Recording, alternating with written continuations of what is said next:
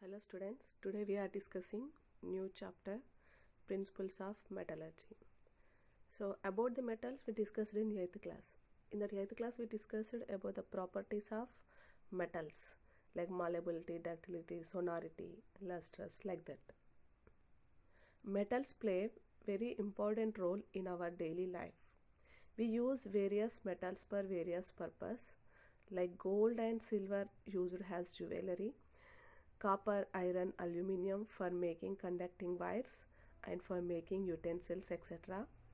And we use many household articles made up of metals and their alloys at our home. Can you mention some articles that are made up of metals? Yes, in our home we are using different types of articles, that all the articles made up of metals. Do metals exist in nature in the form same as that we use in our daily life? Have you ever heard the words like ore, mineral and metallurgy? Do you know how these metals are obtained? To understand this question, you need to know about metallurgy in this chapter. So we discuss the various concepts related to metallurgy and the process by which we are able to obtain the pure form of metal that we use in our daily life. So metallurgy is nothing but that is the process of extraction of metals from their ores. Now we will discuss about the occurrence of the metal in nature. How the metals are present in nature. The earth crust is the major source of metals. Seawater also contains some soluble salts such as sodium chloride and magnesium chloride, etc. Some metals like gold, silver and copper are available in nature in free state. Why? Because they are least reactive. Other metals mostly are found in the nature in combined form. Why? Because due to their more reactivity. Means some metals are more reactive, some metals are less reactive. Okay, which are less reactive? That are found in the nature in free state. Which are more reactive? That is available in the nature in combined form. Okay, so the elements are the compounds of the metal which occur in the nature of the earth crust are called as minerals. At some places, minerals contain very high percentage of a particular metal and the metal can be profitably extracted from it. Okay, in some places minerals contain very high percentage of particular metal and that metal we can profitably extracted from that. So the minerals from which the metals are extracted without economical loss are called as ores. Okay, so the minerals from which the metals are extracted without economical loss are called as ores. Aluminium, for example, it is the most common metal in the earth crust, so occurring in most of the minerals. However, it is not economically to extract from most of these minerals. So instead the usual ore from which it is profitable to extract, it is bauxite, which contain from 50 to 70% of aluminium oxide. Aluminium is one of the most common metal in the earth crust and it is occurring in most of the minerals. But from all that minerals we cannot extract the aluminium. Okay, so we can extract the aluminium without any economical loss from the bauxite. Why? Because bauxite contain from 50 to 70% of aluminium oxide. So the bauxite is the ore of aluminium. Why? Because from that bauxite ore only we can extract the aluminium, more percentage of aluminium without any economical loss. Okay, here one table is given. So look at the following ores and identify the metals present in each ore. Okay, first one, bauxite ore. Formula of bauxite ore Al2O3 2H2O. Which metal we can extract from that? Aluminium. Okay. Second one, copper iron pyrites. Okay. So its formula CuFeS2. Which metal we can extract from that? Copper. Next, zinc blende. Okay. What is its formula? ZnS. Which metal we can extract from that? Zinc. Next, ore name magnesite. Its formula MgCO3. Which metal we can extract from that? Magnesium. Next, ore name Epsom salt. Okay. So what is its formula? MgSO4 7H2O. Which metal we can extract from that? Magnesium. Next, ore Harn silver. And what is its formula? AgCl. Which metal we can extract from that? Ag. Okay. Next to ore name pyrolusite. Its formula MnO2. Which metal we can extract from that? Manganese. So like that, remaining ores names given and formulas also given, and which metal we can extract from that also given once you see the table. Okay, backside, once you observe the table 2, turn the page in your textbook.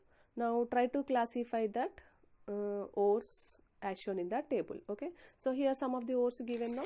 What are that? Bauxite, copper, iron, pyrite is zinc blende, magnesite, Epsom salt, Harn silver, like that is there now. That ores we can classify it into oxides, sulfides, chlorides, carbonates and sulfates. Okay, which are the example for oxide ores? Bauxite.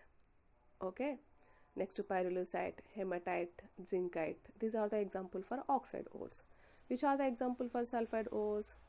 Copper, iron, pyrites, zinc blende, cinnabar, galena. Okay, these are the ores of sulfides. Which are example for chlorides? Harn silver, rock salt. Okay, carnallite. These are the example for chlorides. Which are the example for carbonates? Magnesite, limestone. Okay, these are the example for carbonates. Which are the example for sulfates? Epsom salt, gypsum. Okay, so like this we can classify the ores into oxides, sulfides, chlorides, carbonates and sulfates. Okay, so what metals can we get from the ores mentioned in the table 1? From that we will get copper, silver, manganese, iron, zinc, sodium, okay, calcium, like that. Can you arrange these metals in the order of their reactivity? Yes, we can arrange. So what do you notice in the table 2? We will notice that ores of many metals are oxides and sulfides. Okay, that's why oxygen means oxygen to sulfur, that is called as 16th group elements. This group is called as chalcogen family. Why? Because these are ore products. Okay, chalco means ore. Okay, and genus means produce. Okay, these are getting from ore now, that's why these are called as chalcogen family. The metals like potassium, sodium, calcium, magnesium and aluminium are so reactive, so they are never found in the nature free in state. Metals like zinc, iron, this will be there, no, these are moderate reactive, so that's why they are found in the nature in free state. Metals, okay, so metals like zinc, iron will be there, no, that are moderately reactive. They are found in the earth crust, mainly as oxides, sulfides and carbonates. Metals like gold, silver are there, no, that are least reactive. They are found in the nature in free state. Okay, so based on the reactivity we can arrange the metal in the descending order of their reactivity. Okay, here potassium, sodium, calcium, magnesium, aluminium will be there now, that are high reactive. Okay, zinc, iron, copper, that will be there, no, these are moderate reactive, and gold, silver will be there, no, that are low reactive. Can you think how do we get these metals from their ores? By various extraction process techniques we will get. Does the reactivity of a metal in the form of its ore, means oxides, sulfides, chlorides, carbonates, sulfates will be there, no, that has any relation with the process of extraction? Yes. Okay, so the reactivity of metal and form of its ore, that has relation. Okay, more reactive metal that exist in all forms like calcium carbonate, magnesium carbonate, zinc sulfate, calcium sulfate, magnesium chloride, like that. Okay, so this is available in the nature in the form of sulfates, carbonates, oxides, chlorides, like that. Okay, so how are the metals extracted from the mineral ores? What methods are to be used, let us find.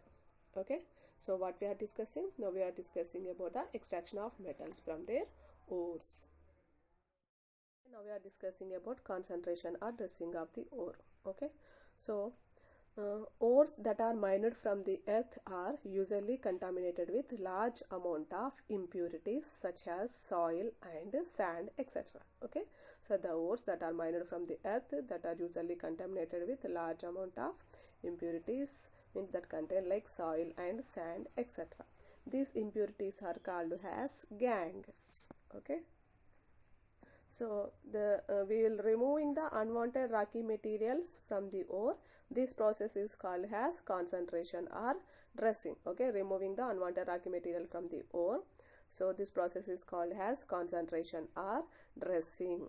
Okay, so here we should get as far as possible pure or more concentrated ore. Okay, so by depending on the ore and impurities, we are using different physical methods to concentrate the ore. Here some of the methods are given. Okay, so to separate the unwanted material from the ore, some of the methods are given. We will discuss about that methods. One of the method is hand picking. So in how this process will be going on, now we will discuss. If the ore particles and the impurities are different in one of the properties like color, in size, etc. Ore particles and impurities are that different, having different properties, like color will be different or size will be different. Okay, but depending on the different property, the ore particles are hand picked and separated from the other impurities. Okay, ore particles and impurities are that are having different properties means maybe that color will be different or size will be different. By depending on that property, depending on the property of the ore particles, they are hand picked and separated from the other impurities. Next, one more process is washing. Okay, in this process, ore particles are crushed and kept on a slopy surface. They are washed with the controlled flow of water. Then what happens? Less dense impurities are carried away by the water flow and leaving the more dense ore particles behind. Okay, leaving the more dense particle there only, and the less dense impurities are carried away by the water flow. Next, one more process is froth flotation. Okay, this method is mainly useful for the sulfide ore. Okay, so which have no wetting property. Okay, the impurities are get wetted. Okay, this method is mainly used for the sulfide ore. So this method is mainly useful for the sulfide ore, which have no wetting property, but the impurities get wetted. They will take the ore with impurities and that is finely powdered and kept in a water taken in a flotation cell. Okay, so means they will take the ore particles and they will make into fine powder and they will keep that in the flotation cell which will contain water. Okay, then after air under pressure. Okay, so air pressure is blown on that. Okay, to produce the froth in water. Air under high pressure blown to produce the froth in water. Froth so produced takes the ore particles to the surface, whereas the impurities are settled at the bottom. Okay, so froth is separated and washed to get the ore particles. Next, one more method is magnetic separation. If the ore are impurity, one of them is magnetic substance and other one is non-magnetic substance. They are separated by using the electromagnets. Okay, there are some other methods also for dressing that we will learn in higher classes. Now we are discussing about second stage, extraction of crude metal from the ore. Extraction of metals from the ore from its depend on the reactivity of the metal. Okay, to understand the order of the reactivity of metal that are very familiar, we study their chemical reaction with cold water, steam, dilute strong acids and Cl2, and based on their vigorous activity, order in this reaction, we frame out the activity series. Extraction of the metal from its ore depend on the reactivity of a metal. To understand the order of the reactivity of the metals, so we have to study the chemical reaction of the metals with cold water, steam, dilute, strong acids, and chlorine. Okay, by depending on that activity, we can frame a activity series. So what is the meaning of activity series? Arrangement of the metals in decreasing order of their reactivity is known as activity series. So here backside one table is there. Okay, so to understand the reactivity of metal means here in this table sodium, potassium, calcium, magnesium, aluminum, zinc, iron, copper, silver, like that given now. So how that are reacting with oxygen, cold water, steam, strong acids, and chlorine we given. So in that some metals are reacting very fast with that, some are reacting with some slow, some are reacting very least. Okay, so by depending on that activity we can arrange them, we can frame an activity series. So activity series is nothing but arrangement of the metals in decreasing order of their reactivity. It is known as activity series.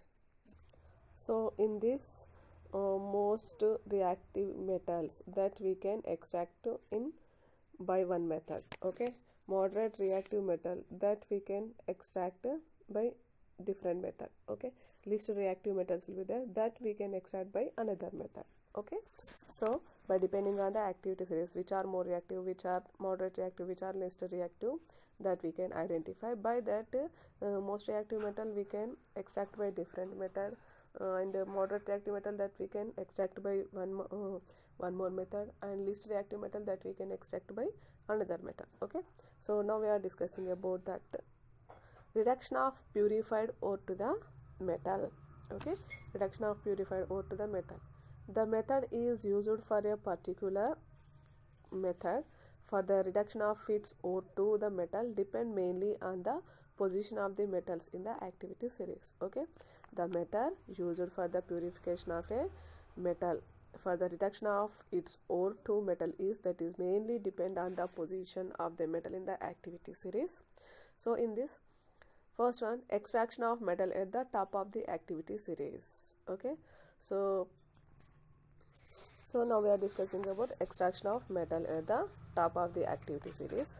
So sodium, potassium, calcium, magnesium, and aluminum. So these metals we can say example for the top of the activity series. So here simple chemical reduction methods like heating with carbon or carbon monoxide etc. to reduce the ores of these metals are not feasible. Okay, so why? Because the temperature required for the reduction is too high and more expensive. And okay, so means to get the potassium, sodium, calcium, magnesium, so simple chemical methods are not useful. Okay, why? Because the temperature required to heat this, heating with carbon or carbon monoxide is more. Okay, so the temperature required for the reduction is too high and it is more expensive process. So and this process is not suitable to that. So to make the process economical, electrolysis methods are to be adapted. Okay, so to get that sodium, potassium, calcium, magnesium, like that we are using the electrolysis process. Okay, so this electrolysis method are to be adapted. Again, the electrolysis of the aqueous solution is also not feasible. Okay, because water in the solution will be discharged at the cathode in the presence of metal ions. Okay, so to extract the metal at the top of the activity series, they will use the electrolysis method. Okay, so but this electrolysis of the aqueous solution is also not suitable. Why? Because water in the solution that would be discharged at the cathode in the presence of metal ion. Then which method is suitable? Which method can be done successful? The only method that can be done successful is to extract these metals by the electrolysis of their fused compound. By the electrolysis of their fused compound. So the only method that can be done successfully to extract these metals by the electrolysis of their fused compounds. For example, to extract the Na from NaCl, fused NaCl is electrolyzed with steel cathode and graphite anode. Then the metal sodium will be deposited at the cathode, chloride will be liberated at the anode. Okay. So for the above electrolysis, a large quantity of electricity is required to keep the ore in molten state. Okay, and suitable impurities are added to the ore to decrease its melting point. Next one, extraction of metals in the middle of the activity series. Okay, zinc, iron, tin, lead, and copper will be there. No, this we can say example for the metals in the middle of the activity series. So the ores of these metals are generally present as sulfides or carbonates in the nature. This we discussed in for table 1. Okay. Therefore, prior to reduction of the ore of these metals, they must be converted into metal oxide. Okay. So first these ores are converted into metal oxides. Sulfide ores are converted into oxides by heating them strongly in excess air. The sulfide ores are converted into oxides by heating in the presence of air strongly. This process is known as roasting. Okay. So generally the sulfide ores are roasted to convert them into oxides before reducing them into metals. Okay. So here sulfide ore is there. Okay. Example. Okay. 2 PbS plus 3O2 gives rise to PbO plus 2SO2. Okay.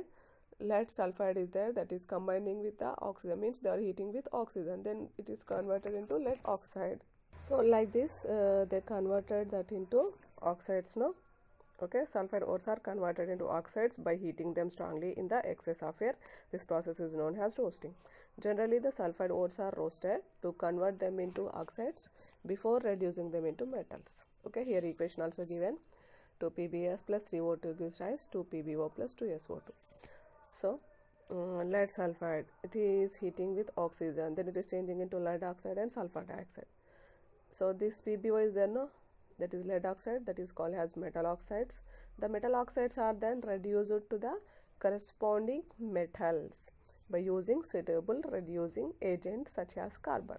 Okay, so reduction of metal oxides with carbon.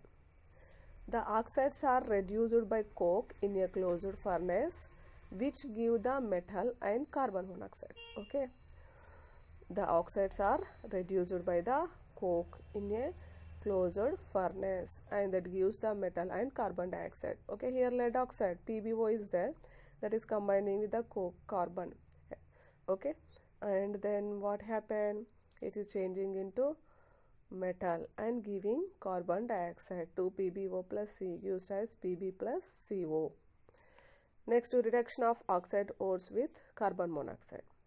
Okay, iron oxide is there, we are heating with the carbon monoxide, then we will get iron and carbon dioxide. Next, auto self reduction of sulfide ores.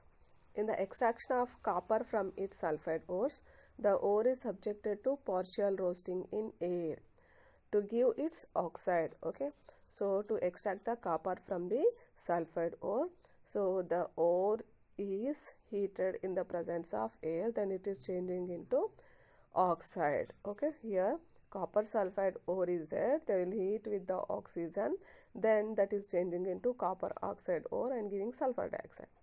When the supply of air is stopped and the temperature is raised, the rest of the sulfide is reactive with the oxide and form metal and sulfur dioxide. Okay, after some time they will stop the supply, then they will stop the supply of air and they will raise the temperature. Then rest of the sulfide ore, CuTs, that is combining with the oxide, means that is combining with the copper oxide, CuTO. Okay, and it form metal and sulfur dioxide. Okay, once you see this equation, 2CuTO, 2Cu2O copper oxide, that is combining with sulfide OCU2S and form copper. Copper is a metal and give sulfur dioxide. Next, reduction of ores by the more reactive metals. Okay, one more process is reduction of ore by the more reactive metals. Thermite process involves the reaction of metal oxides with aluminium. Okay, so thermite process is there, no, that involves in the reaction of metal oxides with aluminium. So when high reactive metals such as sodium, calcium, aluminium, etc., these are used as reducing agents, they displace the metals of lower reactivity from the compound. Okay, so high reactive metals such as sodium, calcium, aluminium, etc., that are used as reducing agents. They displace the metals of lower reactivity metal from its compound. These displacement reactions are highly exothermic and the amount of heat is evolved is so large, so the metal is produced or in the molten state. Okay, so high reactive metals means like sodium, calcium and aluminium. So they displace the metals of low reactivity from its compound. So these are sodium, calcium, aluminium, these are the example for high reactive metals, no, that displace the low reactive metal from its compound. Okay, so this displacement reaction is highly exothermic. Okay, means so much amount of heat is releasing, the amount of heat evolved is very large, that's why the metal produced in this it is in molten state. Okay, here TiCl4. So titanium chloride plus magnesium. So here magnesium is more reactive, that's why this displaces the titanium from titanium chloride. So then the titanium is separated. Titanium plus 2MgCl2 will form. Next, second equation, titanium chloride plus 4Na. Here sodium is more reactive than the titanium, that's why that displaces the titanium from titanium chloride. So Ti plus 4NaCl. So the reaction of iron oxide. The reaction of iron oxide Fe2O3 with aluminium is used to joining the railings of railway tracks or cracked machinery parts. This reaction is also known as thermite reaction. So here one equation is there.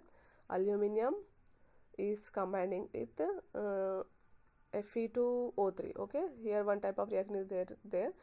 Here that aluminium is reacted with iron oxide. Then what we will get?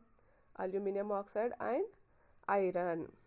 Okay, so here we will get iron, no, okay, molten form of iron, no, that is used to join the railings of railway tracks or cracked machinery parts. This reaction is also known as thermite reaction. Okay, next we will discuss about extraction of metals at the bottom of the activity series.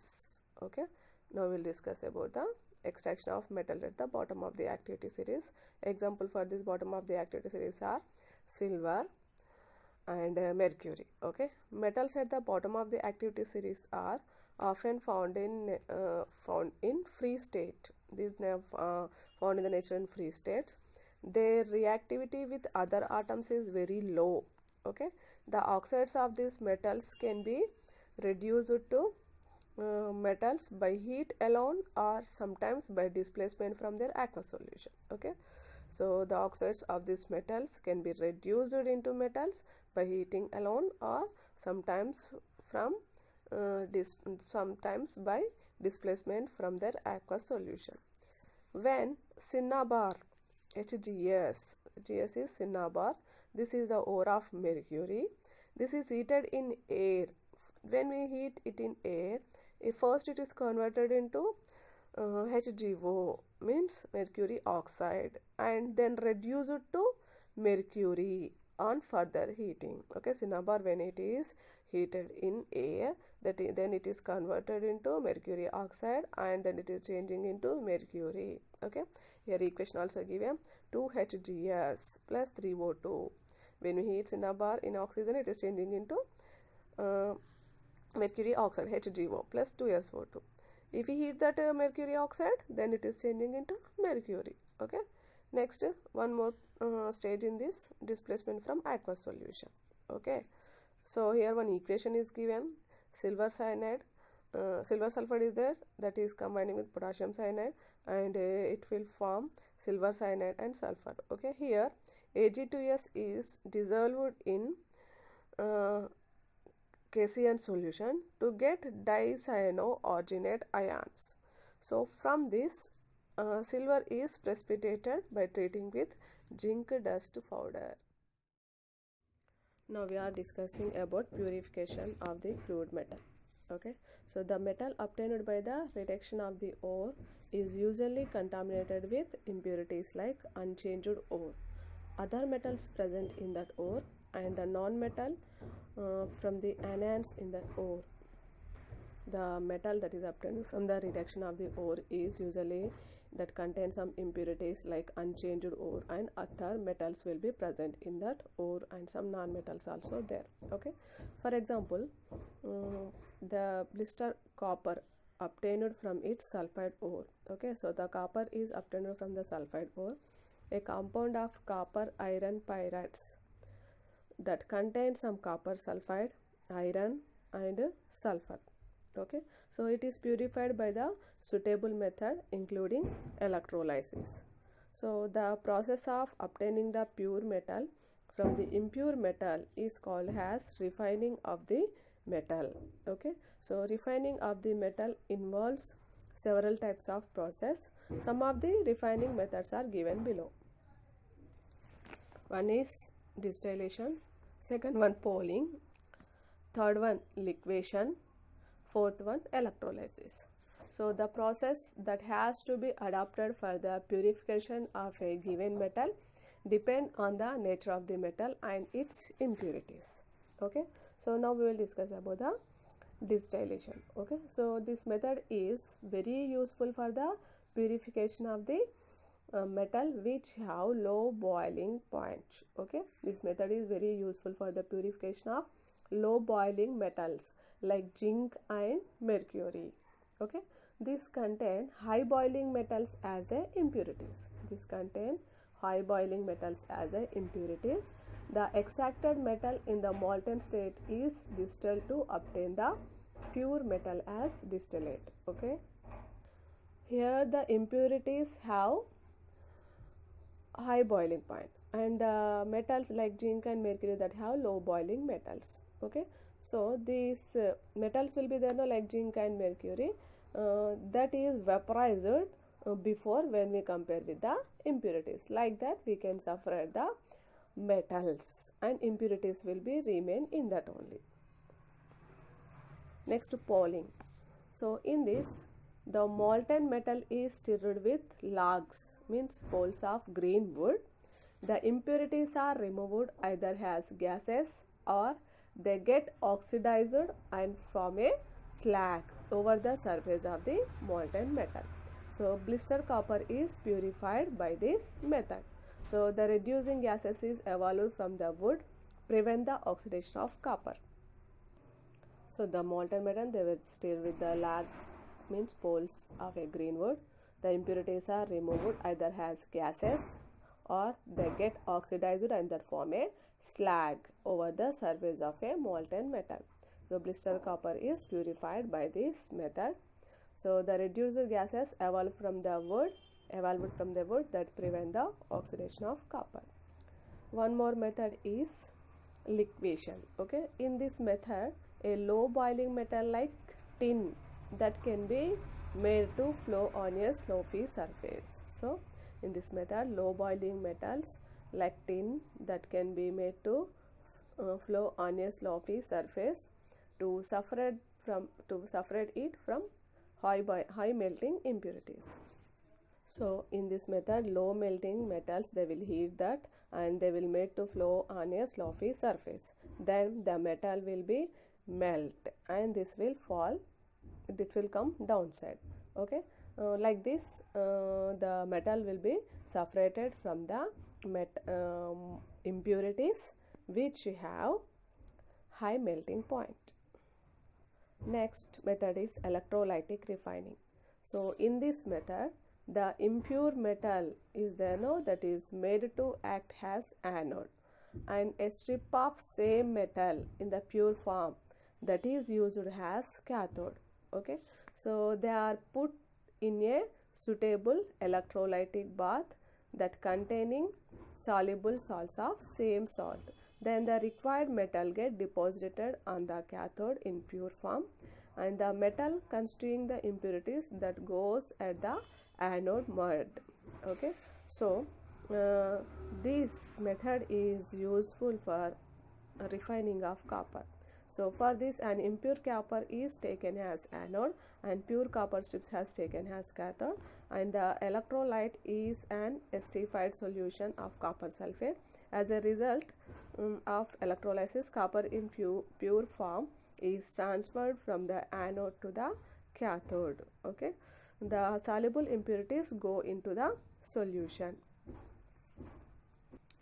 whereas insoluble impurities from the blister copper get deposited at the bottom of a anode. Okay, that anode mud which contain antimony, selenium, tellurium, silver, gold and platinum. The recovery of these elements may be met in the cost of refining. Zinc may be also refined in this way only. Now we will discuss about corrosion. The rusting of iron, tarnishing of silver. Okay, means silver is losing its shiningness. So development of green coating on copper. Okay, these are the some of the example for corrosion. Okay, when we use the iron article, after some days it is losing its color. When we use the silver, after some days it is tarnishing its silver, means its color will become into black color. And after if you use the copper like that only, after some days we can see a development of green coating on that. These are the example for corrosion. These are the example for corrosion. Okay, why? Because these are these are changing its color means why? Because these are presenting in the oxygen present in the atmosphere and water vapor that form their respective oxide. Due to it, its color is changing. That process is called as corrosion. Do you know why the corrosion occurs? Let us find out. Okay. So to observe this corrosion, we will perform one activity. First, to take 3 test tubes and place clean iron nails in each of them. Okay. Now label these test tubes as A, B and C. Now pour some water in test tube A and cork it. Next, pour boiled distilled water in test tube B and add about 1 ml of oil and cork it. Okay. So in test tube B, what we add? We poured distilled water in test tube B and we added about 1 ml of oil and we cork it. Next, the oil will be float on the water and prevent the air from dissolving in the water. So oil will be float on the water and prevent the air from dissolving in the water. Next, put some anhydrous calcium chloride in the test tube C. In test tube C, put some anhydrous calcium chloride. Okay, and cork it. Anhydrous calcium chloride will absorb the moisture or if any from the air. Now leave these test tubes for a few days and observe. So here we will observe that iron nails rust in the air, test tube A. After some time we can observe the iron nails in rust in the test tube A, but they do not rust in the test tube B and C. Okay, iron nails rust in the test tube A, but they do not rust in the test tube B and C. Why? Because why like that? In the test tube A, nails are exposed to the both water and air. In test tube A, nails are exposed to air and water. In the test tube B, the nails are exposed to only water, and nails in the test tube C are exposed to dry air. Okay, in test tube B, nails are exposed to only water, and in test tube C, nails are exposed to dry air. So what does this tell us about the condition under which the iron articles are rust? So this process, what is it explaining about the iron articles rusting? So to rust the iron articles, which conditions it need? Now we will discuss. In metallic corrosion, a metal is oxidized by loss of electrons generally to oxygen and result the formation of oxides. So corrosion of iron commonly known as rusting. This occurs in the presence of water and air. Okay. So what are the conditions needed for the corrosion? Now we are discussing now. This corrosion of iron is commonly known as rusting. This occurs in the presence of water and air.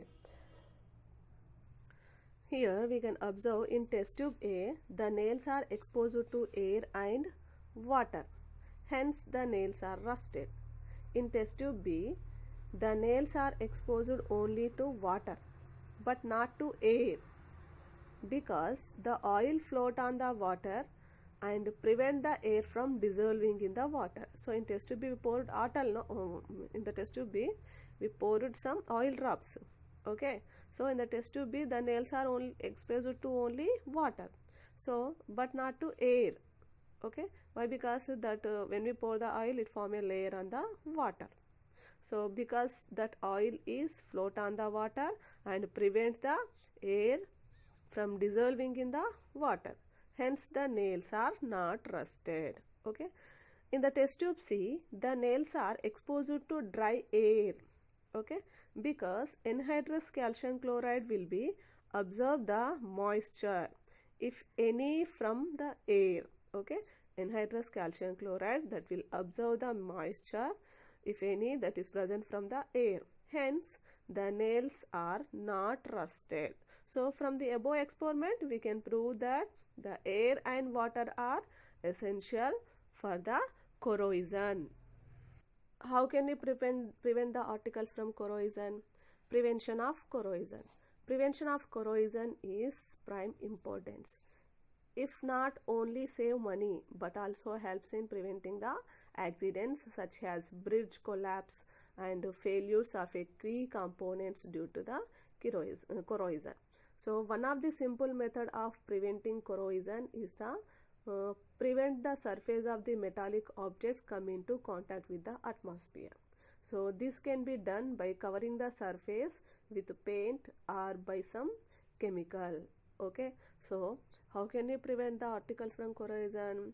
To prevent from corrosion, sometimes we will paint the iron articles. If we paint the iron articles, then it is not directly coming into contact with the air. Okay, it won't rust. Okay, another simple method is to cover the surface by other metal is other metal. Okay, another simple method is to cover the surface by other metal. Okay, like zinc, that are the inert or react themselves with the atmosphere to save the objects. This is generally done by electroplating. So this electroplating also one of the prevention method from the corrosion. Okay, so by the electroplating, this electroplating also one of the prevention method of corrosion. So in this electroplating they will cover the metal surface by other metal. Okay, they will cover the metal surface by other metal. Cover the metal surface with other metals like tin, zinc. Why? Because these are the inert gases means that are react themselves very least with the atmosphere. Okay, so this type of metal we have to deposit on the another metal. Okay, so this is generally done by depositing of one metal on another metal, that is generally done by electroplating. This is also one of the prevention method. Okay, so alloying, painting, greasing. Okay, these are the different types of prevention method of corrosion. Okay, like that also we can save the objects. We'll discuss about a few important process used in metallurgy. So one of the process is smelting. Smelting is a pyrochemical process. Pyrochemical process means that is heating process. Okay, heating process.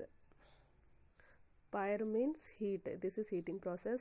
In this, in which the ore is mixed with the flux.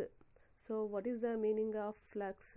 Flux is a substance mixed with a solid to lower the melting point. Okay, flux, it is a substance that is mixed with the solid to lower the melting point. Okay, so in which the ore is mixed with flux and the fuel, mixed with the flux and fuel and strongly heated. The heat is so strong so that the ore is reduced to even metal, as in the case of iron, and such metal is obtained in molten stage. Okay, so what is the meaning of molten? Molten means metal by heating high temperature that will become a liquid. Okay, so smelting is a pyrochemical process in which the ore is mixed with flux and fuel and strongly heated. The heat is so strong so that the ore is reduced to even metal, as it in the case of iron. The metal is obtained in molten stage.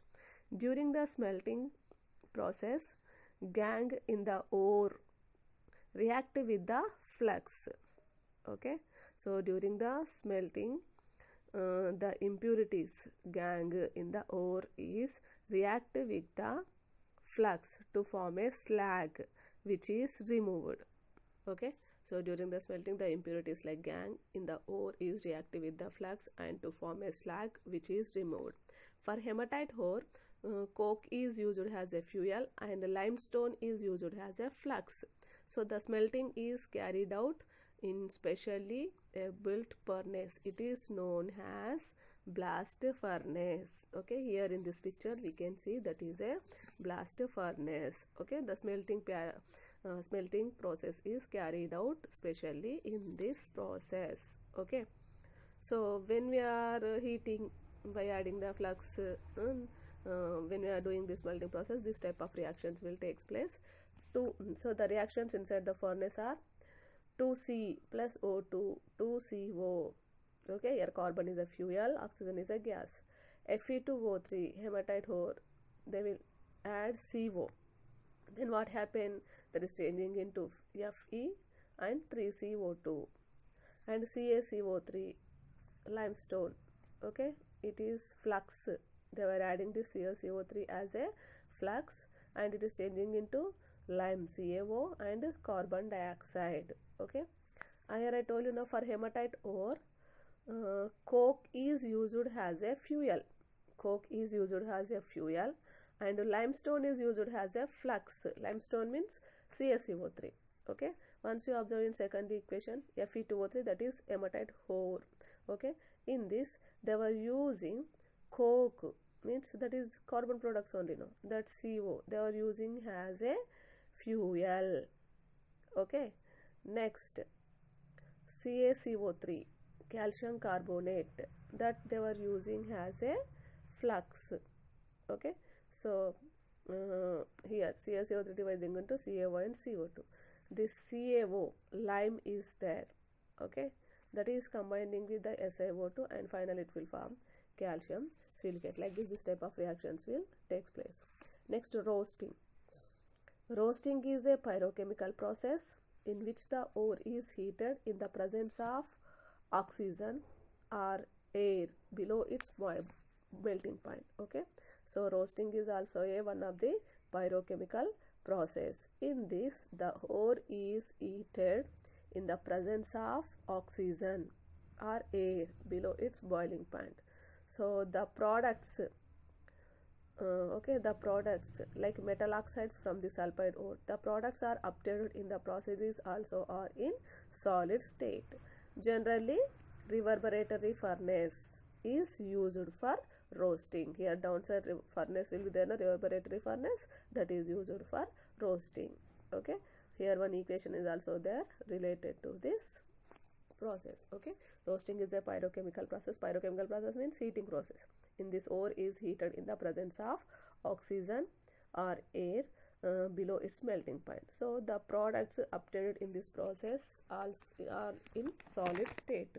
Generally, reverberatory furnace is used for this purpose.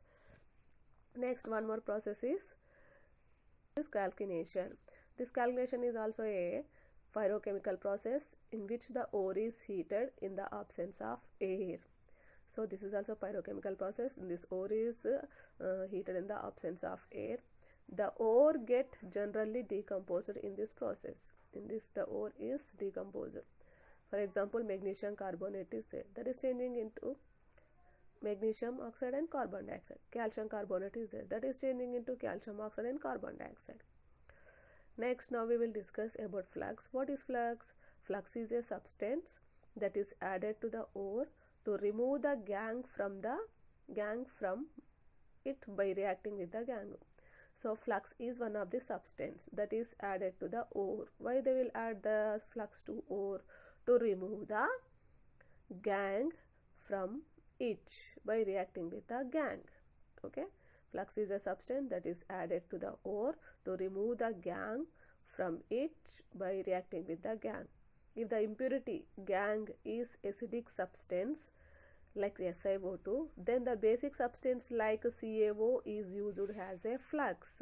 Okay, if the impurity gangue that is a acidic substance, then we can use the SiO2 silicon dioxide as a basic substance. If the basic substance like CaO is we are using as a flux, if the impurity is in basic nature, then FeO, acidic substance, acidic flux, okay, we are using as a gangue. Okay. Now, what is the role of furnace in metallurgy? How they bear the large amount of heat? Do all the furnaces have same structure? Let us see. Furnace is the one which is used to carry out the pyrochemical process in metallurgy. We have mainly three parts in the furnace that are known as hearth, chimney and firebox. Okay, what is that hearth, chimney, firebox? Now we will discuss. Hearth is the place inside the furnace where the ore is kept for eating purpose. Hearth is a place, it is inside the furnace. In this we will keep the ore for heating purpose.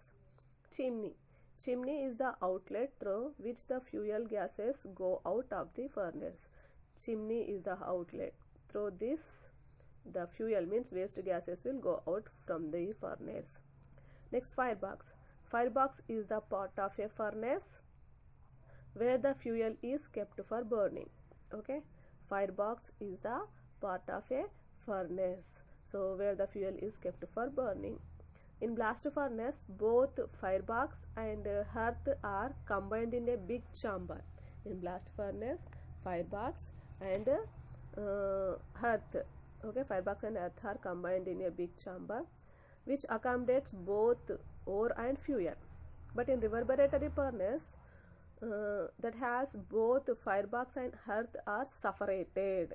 In the reverberatory furnace, hearth and firebox are separated, and the vapors means flame obtained due to the burning of the fuel touch the ore in the hearth and eat it. Okay, once you observe the reverberatory furnace picture, in that hearth and firebox is separated. Okay, in that hearth we will keep the ore, in firebox we will use the fuel. These are separated, but the vapors means flames obtained due to the burning of the fuel will be there, no, that is touches the ore in the hearth and eat it. Okay, in the furnace like retards furnaces, there is no direct contact between the hearth or firebox and even the flames that do not touch the ore. We will discuss about a few important